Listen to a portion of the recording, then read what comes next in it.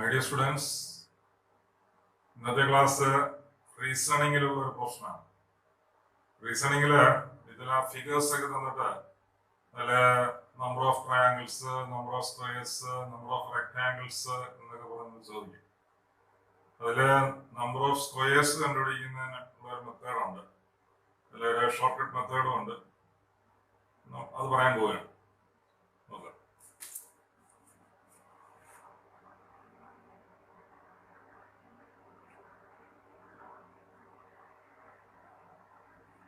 Number of squares.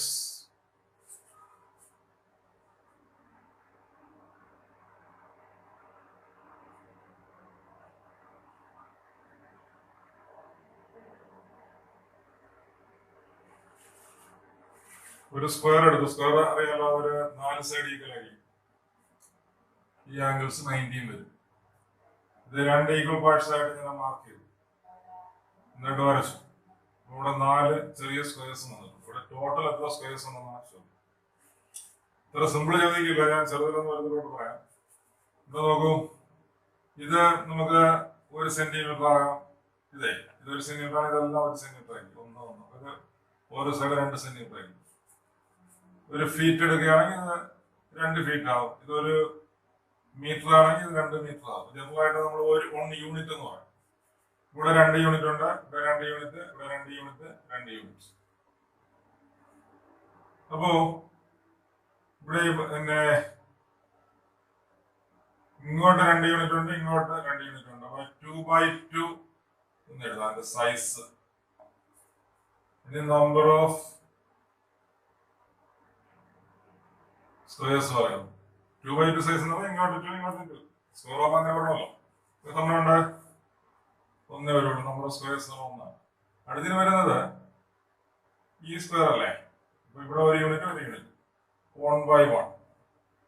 ഇത് നമ്മൾ വരും 1, 2, 3, 4. ടോട്ടൽ എത്ര വന്നു? 5. അപ്പൊ ഈ ഫിഗറില് എത്ര സ്ക്വയേഴ്സ് ഉണ്ട്? 5 സ്ക്വയേഴ്സ് ഉണ്ട്. ചെറുതൊക്കെ ചോദിച്ചാൽ നമുക്ക് വളരെ ഈസി ആയിട്ട് ചെയ്യാം. അടുത്ത് നോക്കൂ,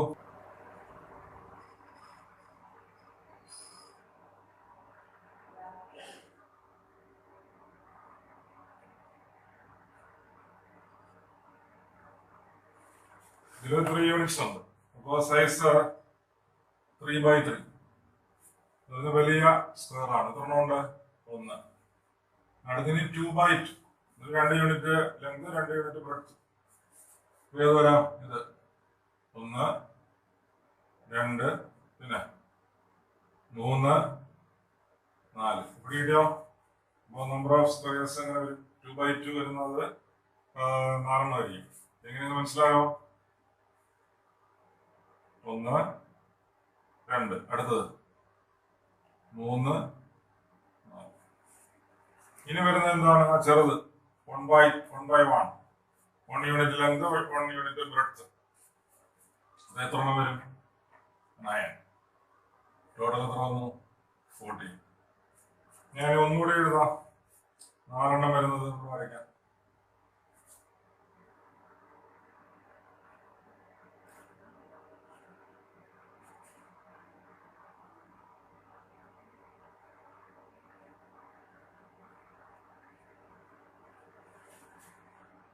അപ്പൊ ഇതില് സൈസ് 4/4 ആണ്. Length 4 units, breadth 4 units. 4/4 1 വരുള്ളൂ. ഇനി 3/3. 3 വരുന്നത് 1, 2, 3. 3 റോസ്, 3 കോളംസ്. ആ അർത്ഥത്തിൽ എടുക്കാം. 3 യൂണിറ്റ് ലെങ്ത്, 3 യൂണിറ്റ് ബ്രെഡ്ത്ത്. ഇത് വരും 1. മനസ്സിലാവുന്നുണ്ടോ? അടുത്ത രണ്ടാമത്തേത്. അടുത്ത മൂന്നാമത്തത് ഏതാ? നാലാമത്തത് 4 എണ്ണം വരും. മനസ്സിലായോ? ഇത് 1, 2, 3 എന്തായാലും 1. അടുത്തത് 2. അടുത്തത് 3. അടുത്തത് 4. അടുത്തിന് ഏതാണ് വരുന്നത്? 2/2 യൂണിറ്റ്സ് വരും. ഇത് വരാം 1, 2, 3. അതുപോലെ 4, 5, 6, 7, 8, 9. അല്ലേ? 9 വരും. സംശയമില്ലല്ലോ. അടുത്തതിനേതാ? 1/1. 1 യൂണിറ്റ് ലെങ്ത്, 1 യൂണിറ്റ് ബ്രെഡ്ത്ത്. ഇത് ഇവിടെ തന്നെ 4 ഇങ്ങോട്ട് 4 4 4 16 വരും. ഇത് മൂന്നും കൂടെ ആഡ് ചെയ്തപ്പോ ഇവിടെ 30 40 40 16 കൂടെ ആഡ് ചെയ്യുമ്പോൾ 30 ആയി ഇതിനോട്. ഇതുപോലെ എത്ര? ഇതിപ്പോ 4 യൂണിറ്റ്സ്. ഇനി 5 യൂണിറ്റ് വരുന്നത്, 6 യൂണിറ്റ് വരുന്നത്. എത്ര എണ്ണം വന്നാൽ? പക്ഷെ എണ്ണം കൊടുത്തോളം നമുക്ക് ഇങ്ങനെ കണ്ടുപിടിക്കുന്നത് ഭയങ്കര റിസ്ക് അല്ലേ, സമയം എടുക്കില്ല. പക്ഷെ നമുക്കിത് 1 സെക്കൻഡ് കൊണ്ട് ആൻസർ കണ്ടുപിടിക്കാൻ പറ്റും. അതിനൊരു ഷോർട്ട് കട്ട് ഉണ്ട്. എക്സാമിനേഷൻ ആ രീതിയിൽ ചെയ്യാം. അല്ലാതെ നമുക്ക് നല്ല വരച്ച് കളിച്ചുകൊണ്ടിരിക്കാനുള്ള സമയമൊന്നും നമുക്കില്ല. അതിന്റെ ഫോർമുല ഞാൻ പറയാണ്. ഇപ്പൊ ഈ 5 അല്ലേ കിടക്കുന്നത്? 1ഉം 4ഉം കൂടെ ചേർന്നല്ലേ 5. ഈ 1ഉം 4ഉം എന്താണ്? പെർഫെക്റ്റ് സ്ക്വയർസ് അല്ലേ? 1 4 9 പെർഫെക്റ്റ് സ്ക്വയർസ് അല്ലേ? 1 4 9 16 പെർഫെക്റ്റ് സ്ക്വയർസ് അല്ലേ? ഇത് 1 സ്ക്വയർ അല്ലേ? ഇത് 2 സ്ക്വയർ അല്ലേ? ഇത് 1 സ്ക്വയർ 2 സ്ക്വയർ 3 സ്ക്വയർ അല്ലേ?